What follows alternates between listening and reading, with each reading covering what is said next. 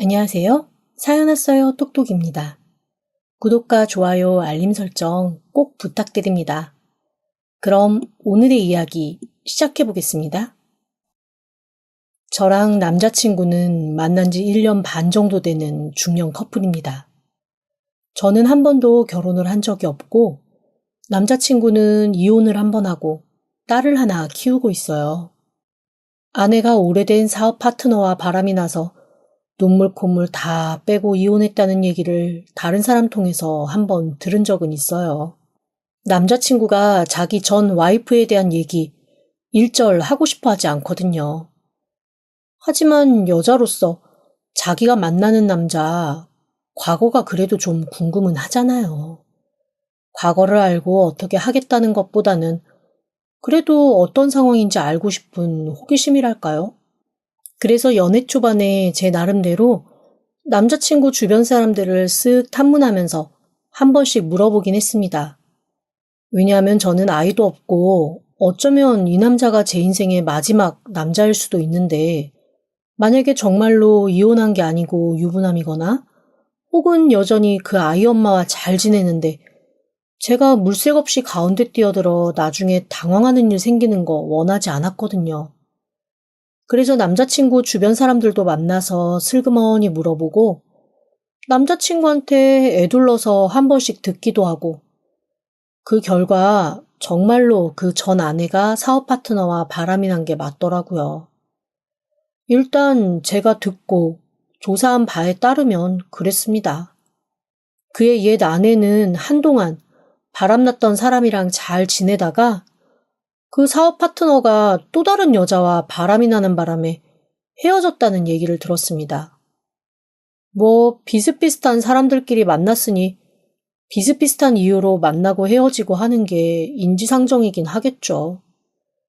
어쨌건 어린 딸아이를 두고 밖으로 나돌던 남자친구의 전 아내는 양육권도 자기 앞으로 해놓지 못한 채 그렇게 집만 싹 챙겨들고 집을 나갔다고 하더라고요.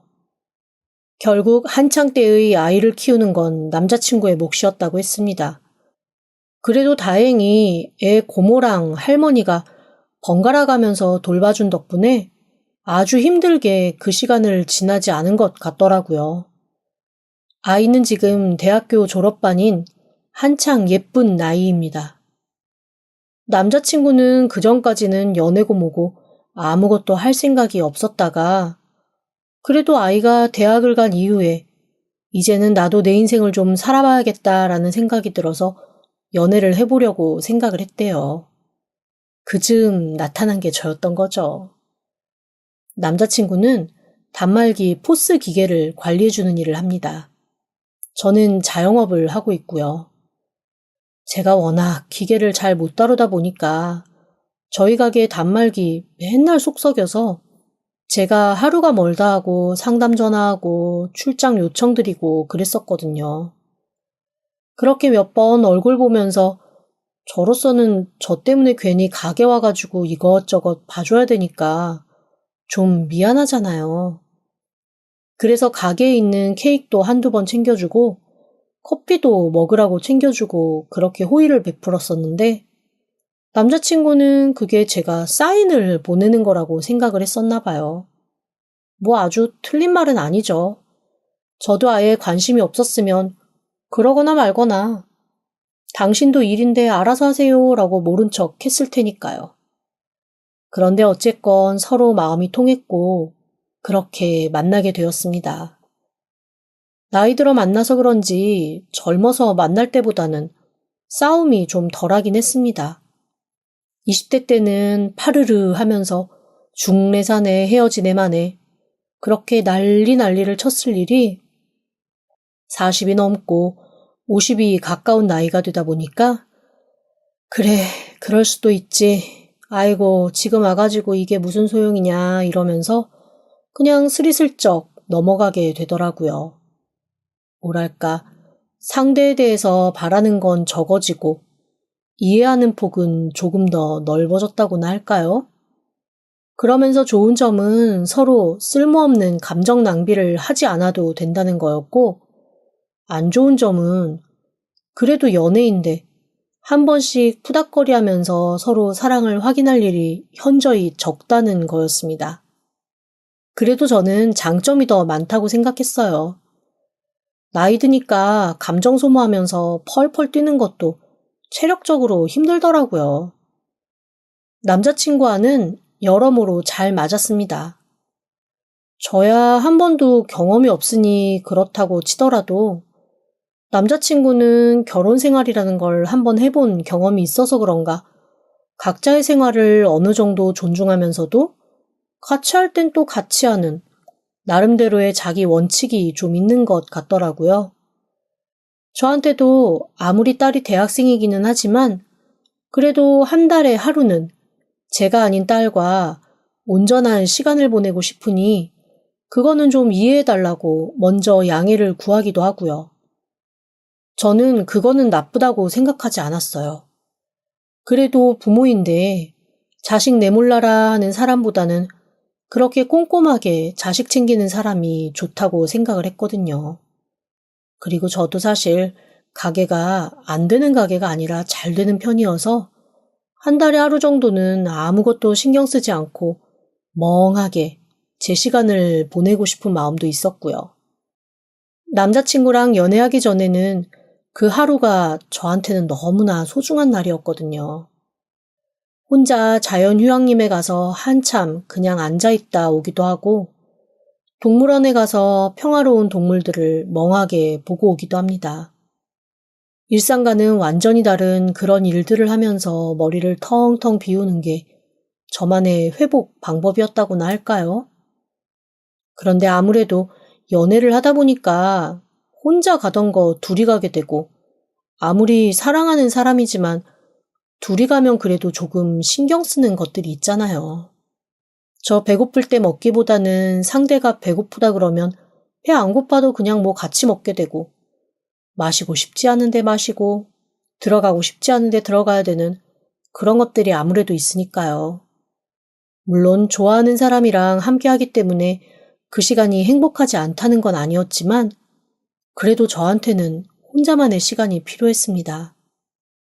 다행히 남자친구가 자기 딸과 함께 한 달에 한 번 오롯이 시간을 보내고 싶다고 먼저 얘기해줘서 저는 몹시 너그럽고 이해심 많은 여자친구인 양 그렇게 해라, 당연히 그렇게 해야지라면서 제 나름의 혼자 하는 시간을 확보할 수 있었던 거죠. 그런데 그렇게 한 1년 정도 남자친구가 혼자 아이를 만나고 시간을 보내다가 어느 날 갑자기 저한테 쭈뼛거리며 이렇게 얘기하는 거예요. 자기 딸이 저를 만나보고 싶어 한다는 거죠. 솔직히 처음에 듣고는 싫었습니다. 저는 남자친구와 처음 만날 때부터 선을 그은 게 하나 있어요. 남자친구는 그 얘기를 듣고 조금 서운해하긴 했지만 제가 그 부분에 대해서는 워낙 완고하니 나중에는 이해를 해주긴 했거든요. 제가 남자친구한테 했던 말은 이거였습니다. 나는 당신 여자친구 할 생각은 있는데 아이 엄마를 할 생각은 없어. 아이한테 엄마는 당신 전처 하나잖아. 새삼스레 아빠가 다른 사람 만난다고 해서 그 사람이 새엄마가 되거나 엄마 대체제가 되는 거 나는 아닌 것 같아. 혹시 아이가 성장을 하는 과정에서 엄마가 필요한 나이고 환경이면 모를까. 지금 같은 경우는 아이도 다 큰 상태이고 굳이 옆에서 케어하고 돌봐줄 엄마가 필요 없는 상황에서 내가 엄마처럼 구는 거 아이도 불편할 테고 나도 싫어. 그러니까 아이에 대한 건 그냥 아빠로서 당신이 알아서 했으면 좋겠어.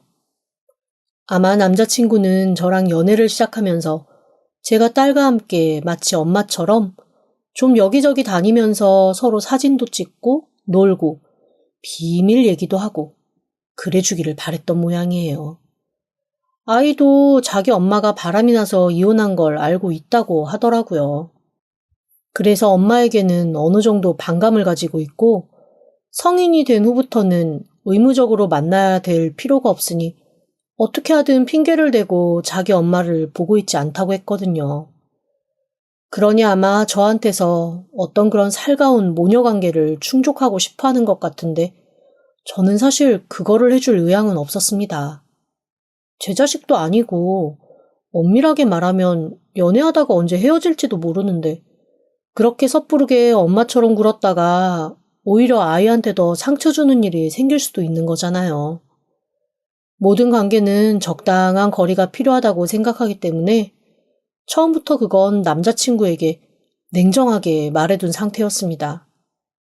그래서 아마 한 1년간은 저한테 그런 말들을 하지 않았던 것일 수도 있겠지만요. 그럼에도 불구하고 아이가 자꾸 졸랐던 모양이에요. 아빠 여자친구는 왜 자기를 안 만나려고 하냐? 자기가 뭐 사달라고 그럴 것 같냐? 자기 그러지 않을 거다. 그냥 나이든 아빠 잘 놀아줘서 고맙다고 딸로서 인사하고 그냥 연락이나 좀 하면서 지내고 싶어서 그런다 이렇게 얘기했다는 겁니다. 그런데 또 듣고 보니 그렇게까지 얘기를 했다는데 제가 굳이 나는 죽어도 안 만나 그러기는 애매하더라고요. 그래서 알겠다고 그럼 한번 얼굴 보고 밥이나 먹자고 했습니다. 사실 큰 부담을 가지진 않았어요. 어쨌거나 아직 어리잖아요. 대학교 졸업반이라고는 하지만 살아보니 그 나이 어른 아니고 아이랑 다름없는 나이였음을 이제는 알거든요. 물론 나는 다 큰 것처럼 어른 노릇 하고 싶어 하죠. 저도 그랬으니까요. 그래도 여전히 어린 나이인 걸 너무 잘 알아서 영악해봐야 얼마나 영악할 것이며 혹여 무슨 꿍꿍이가 있다고 해도 그거 얼마나 잘 숨기겠나 하는 생각도 있었습니다. 그 부분에 대해서는 제 자신을 좀 믿은 것도 있었어요. 어렸을 때부터 사람 대하는 장사를 해와서 눈치 하나는 괜찮다고 자부하고 있었거든요. 그런데 이런 저도 딸을 만나자마자 사실 엄청 깜짝 놀라고 말았습니다. 아니 무슨 대학교 졸업반인 아이가 거의 저만큼이나 나이 들어 보이는 얼굴을 하고 와서 앉아있더라고요. 화장도 진하고 눈빛도 어린 구석이 하나도 없었습니다. 날씬하긴 한데 어쩐지 기묘하게 촌스러운 느낌이랄까요? 제가 너무 당황했습니다. 그래도 뭔가 20대 풋풋함 이런 것이 있을 줄 알았는데 그런 게 전혀 없더라고요. 화장만 지으면 좀 어려 보이기도 할 것 같은데 화장도 마치 가부키처럼 진하고 어색했습니다. 제가 처음에 인사하고 살짝 당황스러운 빛을 띄었더니 남자친구가 제 그런 마음을 눈치챘는지 이렇게 말을 했습니다. 아이고, 어린 게 제일 귀엽다고 화장 좀 적당히 하라고 그러는데 이 나이 애들은 말을 안 들어. 그러자 딸이 이렇게 말하더라고요. 아, 아빠, 이거 요즘에 유행하는 스모키 화장이란 말이야. 이게 얼마나 사람을 뚜렷하게 보이게 해주는데. 그런데 제가 아무리 봐도 그건 스모키 화장이 아니라 그냥 덕지덕지 떡칠한 화장이었거든요. 그래도 첫 만남에 그 떡진 화장이 어색하고 참 이상하구나 이럴 순 없잖아요. 그래서 그냥 웃으면서 이렇게 말했습니다. 피부가 고와서 뭘 해도 예쁠 것 같긴 한데 화장은 하는 것보다 지우는 게 더 중요하니까 나중에 잘 지우기나 해. 아, 그쵸. 역시 말 통하는 사람 있으니까 너무 좋다. 저희 아빠는 말이 안 통해요. 이게 다 패션이고 멋인데 전혀 이해를 못한다니까요. 아우, 촌스러. 아이는 제가 빈말로 한번 편을 들어준 걸 듣고 그게 진짜인 줄 알고 얼굴이 환해지더라고요. 참 뭐라고 더 말은 못하겠고 그렇다고 저도 거기서 남자친구랑 똑같이 화장 너무 진하니까 그렇게 하고 다니지 말라고 얘기하기도 뭐하고 애매한 상황이었습니다. 그런데 그걸 보면서 글쎄 물색 없는 남자친구가 이러는 거예요. 아이고 역시 마음 맞는 여자들이 있으니까 서로 쿵짝이 많네. 야 남자 혼자인 나는 정말 외롭다 외로워. 그런데 그 말이 어쩐지 제 마음에 좀 걸렸습니다. 자기 외로워도 좋으니까 앞으로 종종 둘이 이렇게 만났으면 좋겠다는 무언의 압력으로 들렸거든요. 그래서 제가 웃으면서 이렇게 얘기했습니다. 아우, 여자들이라고 만나서 다 이런 얘기하는 거 아니야. 취향도 다 다르고 그렇게 남녀로 딱 갈라서 편가르는 거 좋은 습관 아니거든요. 당신도 마음 조금만 넓게 열면 충분히 딸과의 핫한 대화 가능해. 저로서는 방어막을 하나 친 거였거든요. 남자 여자 나눌 게 문제가 아니고 이거는 인간 대 인간의 일이다. 그러니까 너 나한테 떠넘기고 은근히 해줬으면 좋겠다라고 생각하지 말아달라는 저의 경고였던 셈이죠. 그런데 너무 웃긴 게 남자친구는 그 말을 못 알아들었는데 딸이 대번에 알아듣고 자기 아빠를 툭 치면서 글쎄 이러는 겁니다. 아빠가 아무리 그렇게 말해도 저분은 아빠가 가운데 끼지 않으면 나랑 놀아줄 마음이 없는 분이야. 그런데 왜 그런 부담을 자꾸 주고 그래? 걱정하지 마세요. 저 그냥 가끔 안부 문자나 하고 한 번씩 괜찮은 거 있으면 같이 공유하고 그럴 거니까요. 사달라고 그럴 것도 아니고 해달라고 그럴 것도 아니니까 너무 근심하지 마세요. 당황한 건 저였습니다. 한참 어린 사람한테 제대로 한 방 먹은 느낌이랄까요. 그래서 제가 너무 놀라서 저도 모르게 어버버 손사래를 치면서 이렇게 말하고 말았습니다. 어머, 그게 무슨 소리야. 그런 의도로 한 말 아니야. 그냥 편하게, 엄마라고 하긴 좀 그렇고 아주 친한 이모나 고모라고 생각하고 필요할 때 언제든 연락해. 하지만 그 순간 저는 그 말을 하고 바로 후회를 했습니다. 제가 언제든 연락하라는 말을 하자마자 딸아이의 눈이 반짝하더라고요. 그러면서 씩 웃는데 정말 미안한 말이지만 그 모습이 꼭 악마 같았습니다. 너무 소름 끼치게 웃더라고요. 그렇게 웃으면서 글쎄 저한테 뭐라고 하는 줄 아세요? 언제든 연락하라고 하셨어요? 저 진짜 할 거예요. 그런데 거기서 제가 그 말 뻥이었다. 언제든 연락하라는 말 뻥이었으니까 절대 연락하지 마라. 이럴 수 없잖아요. 저도 모르게 그냥 허허 웃으면서 그렇게 하라고 말하고 말았습니다. 그리고 그날 밥만 먹고 집으로 돌아오는데 너무 많은 것이 찜찜한 거예요. 뭔가 걸려든 것 같기도 하고 이것 참 애매하더라고요.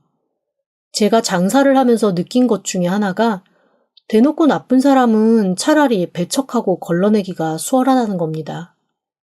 왜냐하면 그 사람은 자기가 나쁘다는 거 본인도 알고 있어서 강력하게 너 나쁘니까 내 인생에서 나가 이러면 스물스물 나가거든요. 그런데 이렇게 애매하게 마치 한지에 물감물이 들듯 스리슬쩍 스며들어오는 사람은 그렇게 내보내기도 참 애매하거든요. 대놓고 나쁜 게 아니라 너 나쁜 사람이니 꺼지라는 말을 할 수도 없고 그렇다고 해서 편하지도 않은 정말 가장 힘든 사람입니다. 이렇게 애매하게 물 들어오듯 사람을 불편하게 하는 사람만큼 거슬리는 것이 없더라고요. 그런데 미안한 말이지만 남자친구의 딸이 딱 그런 타입이더라고요. 이거 어떻게 해야 할지 갑자기 막막해지기 시작했습니다. 그러는 한편 제가 기대하는 건 딱 하나였어요. 설마 그렇게 자주 연락하겠냐라는 거였죠. 그런데 제 기대는 그 다음 날부터 여지없이 깨지기 시작했습니다. 하루에 한 번, 혹은 이틀에 한 번 정말로 뜬금없이 연락이 오는 겁니다. 혹시 가게 근처로 밥 먹으러 가도 되냐라는 얘기에서부터 시작해서 주말에 같이 영화 보자는 말까지 이거는 제가 남자친구랑 연애를 하고 있는 건지 남자친구 딸이랑 연애를 시작하려는 건지 알 수가 없을 정도였어요. 그런데 그렇다고 해서 제가 남자친구한테 그런 것들이 불편하다고 말하기는 또 애매한 거예요. 제 느낌일 수는 있지만 그래도 엄마 잘못으로 이혼하고 엄마가 없는 가정에서 자란 아이라서 남자친구가 생각보다 아이에 대해 애틋해하거나 가지고 있는 마음이 작지 않다는 거 눈치로 알고 있었거든요.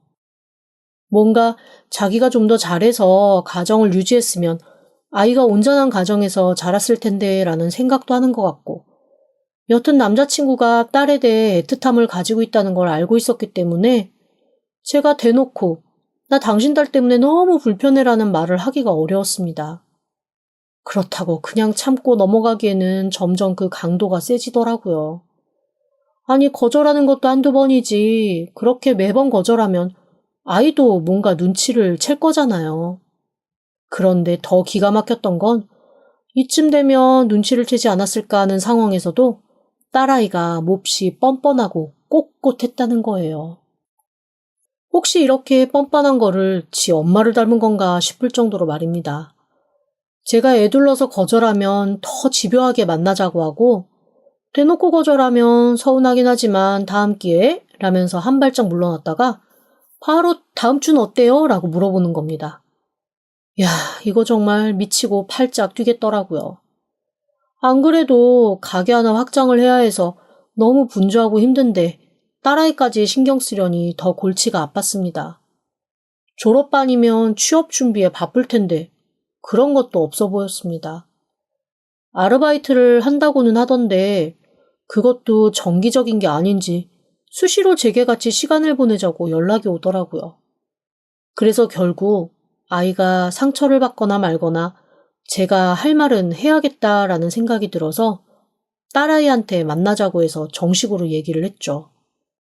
저기, 나도 같이 시간 보내고 그러면 너무 좋을 것 같긴 한데 내가 사실 지금 가게 하나를 더 오픈하려고 준비하고 있어. 그게 너무 분주하고 바빠서 아빠랑 데이트도 못하는 상황이거든. 그래서 같이 뭔가 시간을 보내기가 내가 좀 부담스러운 환경이야. 내가 가게 오픈하는 거 조금 정리되고 아르바이트들을 좀 안정되고 나면 그때 한번 시간 잡고 날 잡아서 연락을 할게. 저로서는 굉장히 정중한 거절이었고 이 정도까지 얘기했으면 충분히 알아들었을 거라고 생각을 한 제안이었습니다. 그런데 그 아이 참 보통은 아니긴 하더라고요. 그 얘기를 듣자마자 저한테 뭐라 그러는 줄 아세요? 어머, 저 안 그래도 아르바이트 필요했는데. 저 카페에서 아르바이트 해본 적도 있고 손님들하고도 잘 지내요. 그러면 새로 오픈하는 그 가게에서 아르바이트 해도 돼요? 어차피 알바 구하고 있었고 가게에서 일하면 가족 같은 분위기에서 제가 설마 떼어먹겠어요? 완전 생판 모르는 남보다는 그래도 제가 좀 낫지 않겠어요? 그런데 순간 제 촉이 어라? 이거 뭔가 이상하다라는 느낌을 확 던져줬습니다. 만약에 제가 이렇게 말하지 않았으면 자기 아빠를 통해서라도 그 알바 자리를 마련해달라고 했을 것 같은 그런 느낌이 확 오는 거예요.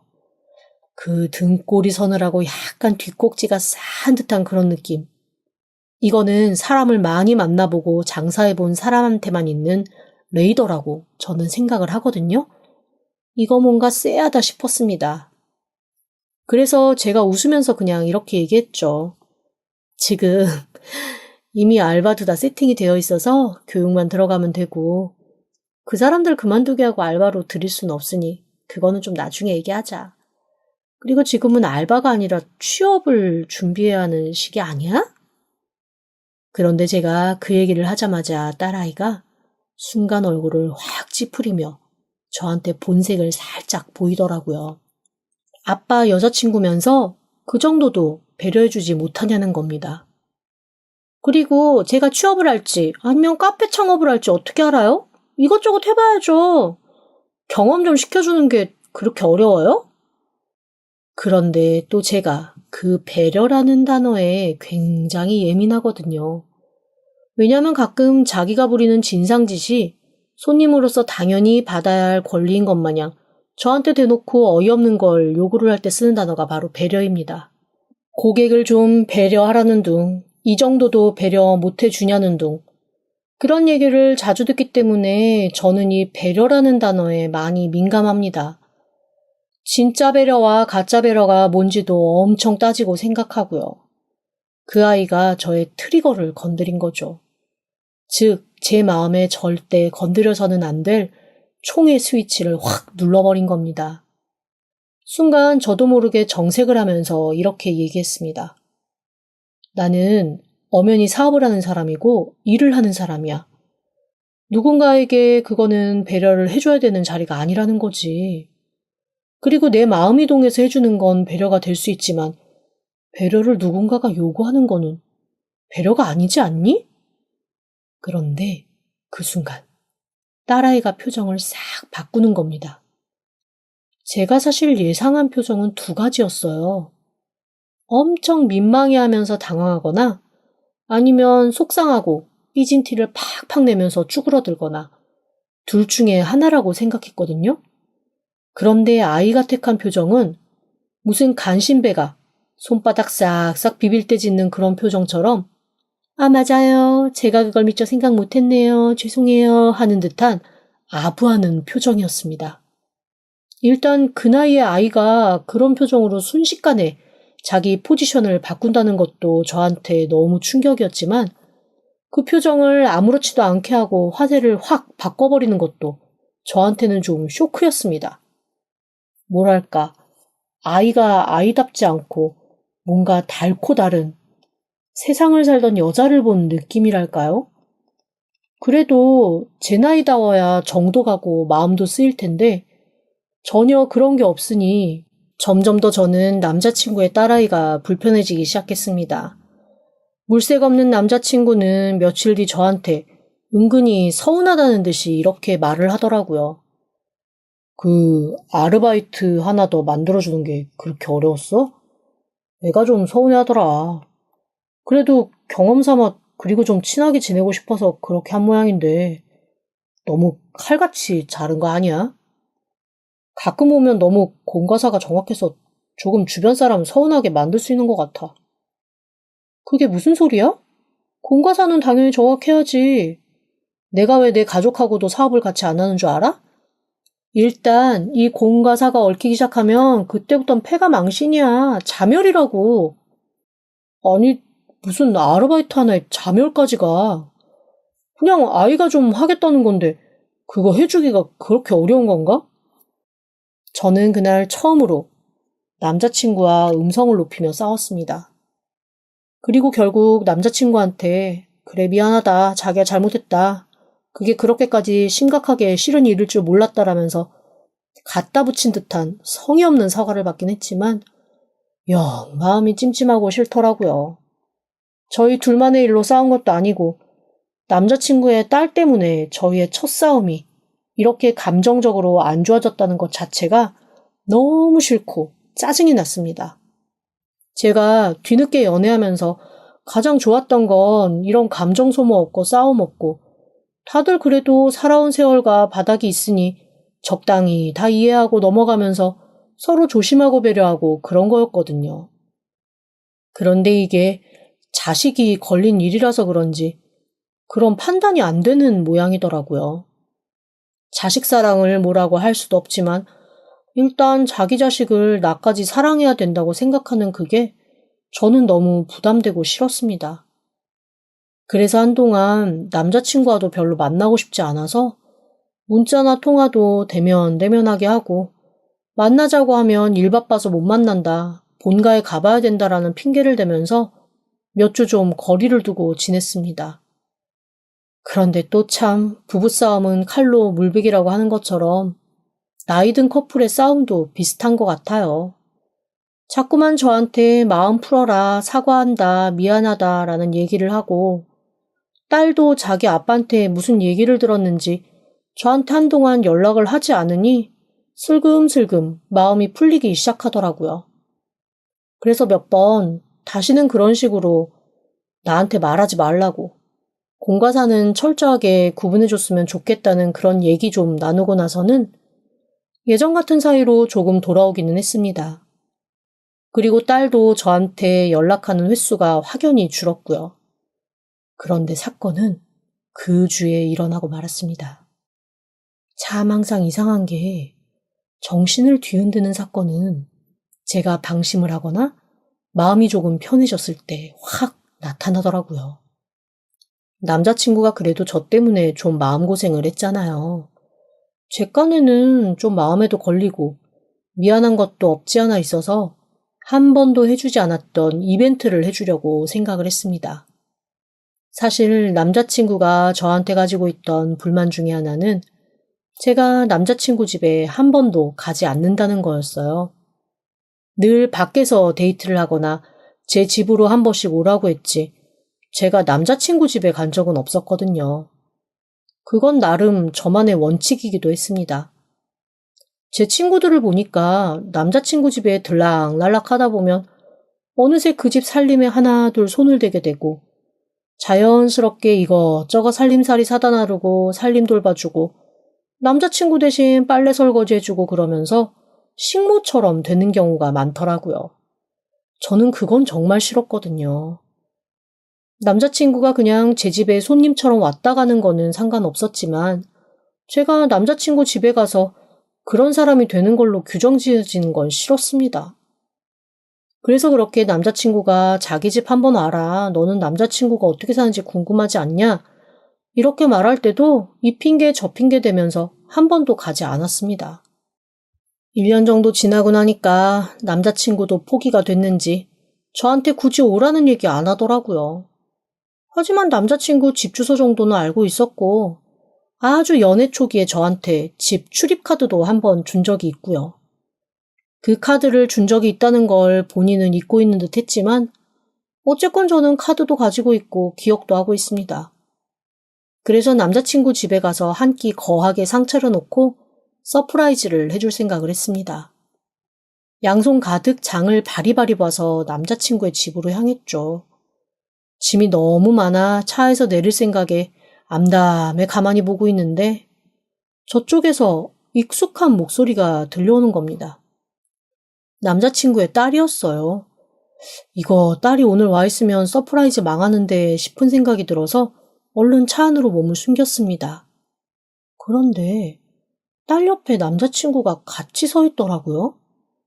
이건 대체 무슨 일인가 싶었습니다. 왜냐하면 분명 남자친구가 그날 지방으로 출장 갔다가 저녁 먹을 때쯤 집에 들어오는 스케줄이어서 저녁 같이 먹자고 서로 얘기가 된 상황이었거든요. 지방에 갔다는 사람이 여기 있는 것도 너무 이상하고 딸이랑 있는 것도 이해가 되지 않았습니다. 물론 딸한테 무슨 일이 있어서 지방에서 잠깐 후딱 올라왔을 수도 있죠. 그런데 몇 시간 전에 저랑 통화하기로는 지금 한창 지방 내려가고 있다, 운전 중이다 라면서 끊었거든요. 그러니까 저한테 거짓말을 한 거잖아요. 이거 뭔가 이상하다 싶어서 가만히 백미러로 지켜보고 있는데 순간 저는 차 안에서 저도 모르게 꽥 소리를 지르고 말았습니다. 글쎄 남자친구와 그 딸이 엄청 깊은 딥키스를 하는 거예요. 제가 지금 무슨 장면을 본 건가 제 눈을 의심할 수밖에 없었습니다. 그렇게 키스를 하더니 남자친구의 딸이 손을 흔들면서 정말 무슨 남편한테 잘 다녀오라는 인사하듯이 환하게 웃으며 손을 흔들어 주더라고요. 머릿속이 너무 혼란스러웠습니다. 남자친구는 웃으면서 차를 타고 사라졌고 그 딸도 시계를 보고 어디론가 전화를 하더니 밖으로 나가더라고요. 너무 황당한 느낌에 아무 생각도 들지 않았습니다. 이거는 범죄 아닌가라는 생각에서부터 지금 내가 뭘 본 건가? 아니면 혹시 닮은 사람인가? 정말 오만 생각이 다 들었지만 분명 그 두 사람은 제 남자친구와 남자친구의 딸이 맞았습니다. 머릿속이 혼란스러웠지만 일단 집으로 가보기로 했어요. 뭔가 집에 가면 어떤 흔적이라도 남아있고 제가 확인할 수 있는 거라도 있지 않을까 싶은 막연한 생각에서였죠. 남자친구의 집은 생각보다 깔끔했습니다. 남자 혼자서 사는 집치고는 그래도 쓰레기 쌓여있지 않고 설거지 쌓여있지 않으면 깔끔한 거 아닌가요? 천천히 둘러보기 시작했습니다. 그런데 이게 여자의 촉이라는 게 있잖아요. 분명히 혼자 사는 집 같지는 않은 거죠. 그런데 제가 알기로는 딸은 학교 앞에서 자취한다고 들었거든요.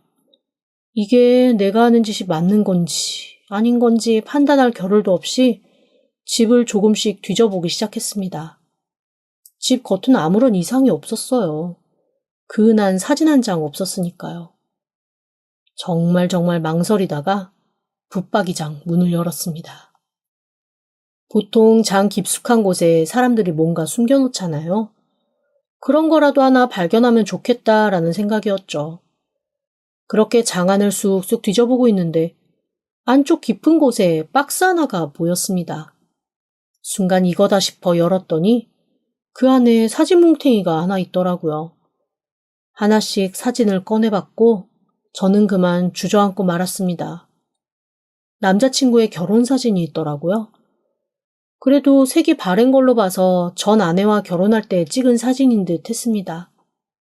충격적인 건 남자친구 옆에 서 있는 사람이 저한테 딸이라고 소개해줬던 그 여자였던 겁니다.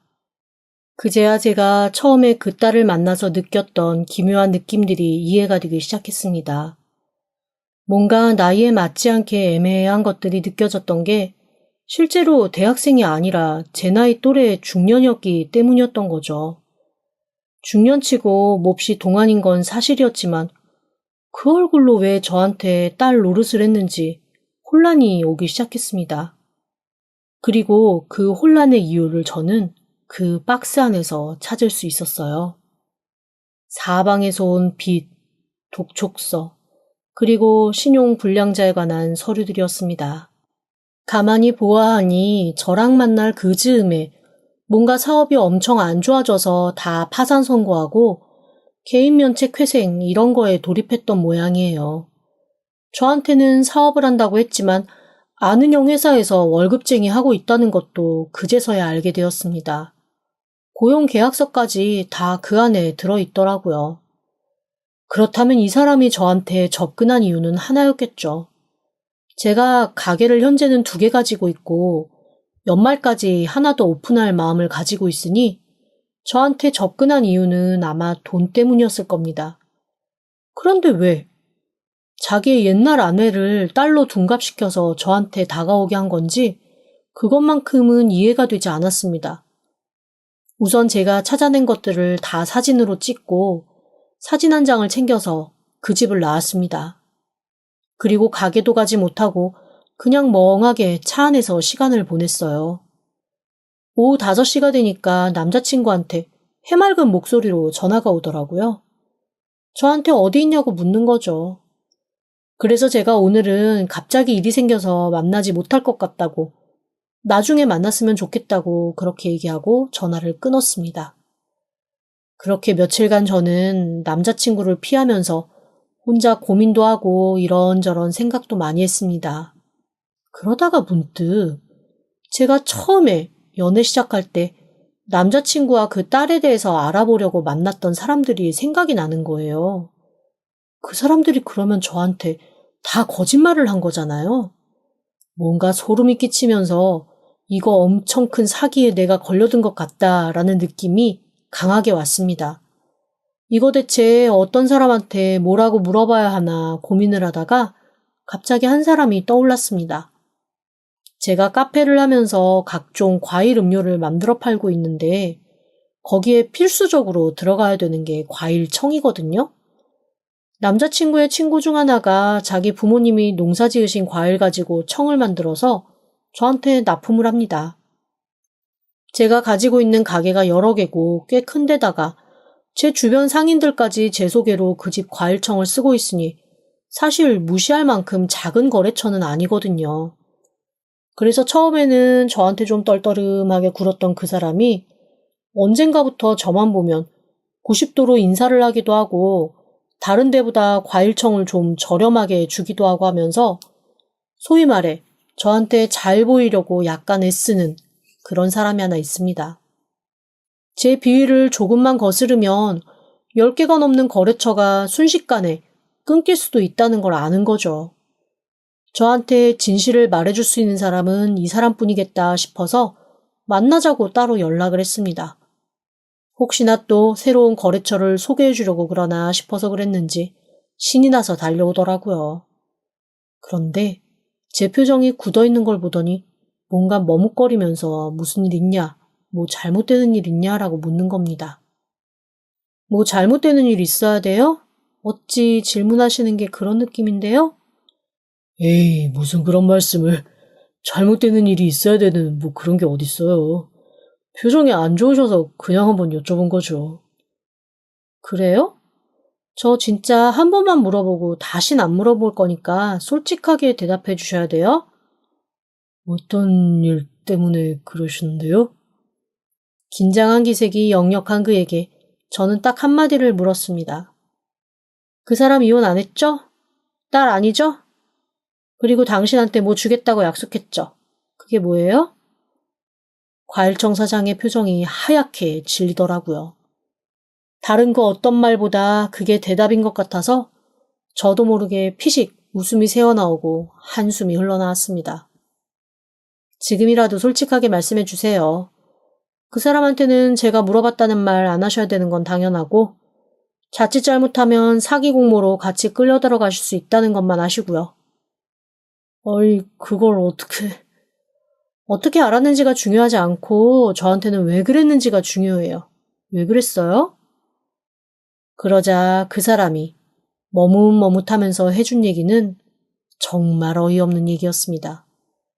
역시나 제 생각대로 이런저런 빚에 시달리다가 그 얼마 없는 재산 조금이라도 지켜보겠다고 위장이혼을 한 거였더라고요. 이혼을 하고 그냥 둘이서 그렇게 살았으면 좋았는데 문제는 저라는 사람이 그 사람 앞에 나타났던 거였습니다. 가게도 여러 개 있지. 둘러보는 가족들도 없지. 꽤나 자주적이고 독립적인 것 같지. 어라? 이런 여자랑 결혼하면 노년이 편하겠는데? 라는 생각이 든 거였죠. 그래서 저한테 처음에 접근했던 거는 정말로 여자 대 남자로 접근한 건 맞았습니다. 문제는 저랑 썸을 타던 그 중간에 그의 위장 이혼한 아내가 자기 남편의 변화를 알아챈 거였죠. 그때부터 협박 아닌 협박이 시작되었나 봐요. 그러다가 결국 자기도 이 판에 끼워줘라. 그래서 그 여자 재산 나도 좀 먹어야겠다 이렇게 된 겁니다. 정말 어이가 없더라고요. 아니, 떡 줄 사람은 생각도 안 났는데 자기네들끼리 김칫국을 끓였다가 졸였다가 아주 난리를 친 거잖아요. 그래서 제가 다시 물었습니다. 그래서 제 재산을 어떻게 하기로 했대요? 그리고 사장님한테 뭘 주겠다고 하던가요? 그게 결혼해서 가게 하나 자기 딸한테 그러니까 그 위장 이혼한 아내한테 운영할 수 있게 해달라고 그렇게 할 거라고. 저한테는 카페 이름 달고 과일청 장사 제대로 할 수 있게 해주겠다고. 요즘에 잘 나가는 카페들 그 이름 달고 상품 팔잖아요. 그거 해준다고. 더듬더듬 털어놓는 그 얼굴도 꼴보기 싫고 정말로 제 가게를 탐내서 둘이서 그런 어이없는 행동을 저질렀다는 것도 기가 막히고 어이가 없었습니다. 저는 마지막으로 그 친구라는 사람한테 딱 한마디 했어요. 앞으로 저희 가게를 비롯한 다른 곳까지 계속 납품해서 납품처 잃고 싶지 않으시면 오늘 저랑 얘기한 거는 그냥 무덤까지 갖고 가셔야 되는 거 알죠? 아이고, 알죠. 저도 사실 그러면 안 된다고 말렸어요. 그런 변명은 필요 없고요. 어쨌건 안 말리신 거잖아요. 지금까지 이런 말고 말도 없으셨고. 그 사람 알리바이 지금까지 다 만들어주셨고. 제가 용서했다고는 생각하지 마세요. 그리고 그 친구한테도 약간 꺼림직하게 한마디 냉정하게 남겨놓고 저는 이 두 인간을 어떻게 징벌할까 곰곰 고민을 했습니다. 그런데 항상 저한테 이런저런 조언을 해주시는 상인회장 할머니께서 자초지종을 듣고 저한테 이렇게 말씀하시더라고요. 사람의 복수는 그 사람을 나락으로 떨어뜨리는 게 아니라 그 사람이 가장 원했던 거를 못하게 만드는 것. 그게 가장 큰 복수일 수 있다고 말이죠. 얘기를 듣고 보니 틀린 말도 아닌 것 같아서 저는 그 두 사람이 가장 원했던 게 뭘지 곰곰이 생각을 했습니다. 결론은 하나였어요. 제 가게와 제 돈이었죠. 그래서 저는 남자친구를 몇 주 만에 만나기로 약속을 잡았습니다. 공 던져주면 물고 오는 강아지 마냥 신이 나서 저한테 달려오더라고요. 저는 그 자리에서 남자친구한테 제가 집에서 가져온 사진을 내밀었습니다. 남자친구의 얼굴이 하얗게 질리더라고요. 이거를 집에서 몰래 가지고 나온 건 내 잘못이니까. 이때까지 당신이 나한테 했던 거짓말은 내가 이 사진 몰래 가지고 나온 걸로 퉁치고 오늘부로 우리는 끝이야. 그리고 당신 딸인지 아니면 위장 이혼한 마누라인지 그 사람하고 당신은 예전처럼 돈 없는 삶으로 돌아가는 게 좋겠어. 그리고 내가 좀 알아봤더니 기존에 졌던 빚? 그거 그냥 회생 처리하면서 안 갚은 사람들한테 연락처 숨기고 잠적했더라? 그런데 내가 다행히 그 사람들한테 당신이 어딨는지, 무슨 일 하는지 어떻게 살고 있는지 다 연락을 해줄 수가 있게 됐어. 뭐라고? 내 채권자들한테 네가 연락을 했다고? 응. 당신이 항상 나한테 그랬잖아. 사람은 항상 빚지고 살면 안 된다고. 정직하게 살아야 된다고. 당신은 빚지고는 못 사는 성격이라고. 그래서 그동안 얼마나 힘들었을까 싶어서 그 채권자들한테 내가 싹 연락을 돌렸어. 당신이 원하는 대로 그 사람들한테 졌던 빚 다 갚으면서 살 수 있을 거야. 네, 그랬습니다. 저는 제가 할 수 있는 모든 인맥을 동원하고 사람도 사고해서 그 사람이 적게는 몇십만 원, 많게는 수천만 원까지 돈 떼먹고 잠적했던 그 사람들한테 싹 연락을 돌렸어요. 제 연락을 받고 다들 얼마나 기뻐하시는지 제가 정말 좋은 사람이 된 것 같은 그런 생각이 다 들더라고요. 그 사람들한테 싹 빚 갚을 기회를 줬으니 두 부부가 열심히 살면서 성실하게 빚 갚으며 그렇게 남은 인생을 살겠죠 뭐. 그러거나 말거나 저는 얼굴이 하얘진 그 사람을 두고 자리에서 일어났습니다. 왜냐하면 그 자리로 그 채권자들이 우르르 오기로 약속이 되어 있었거든요.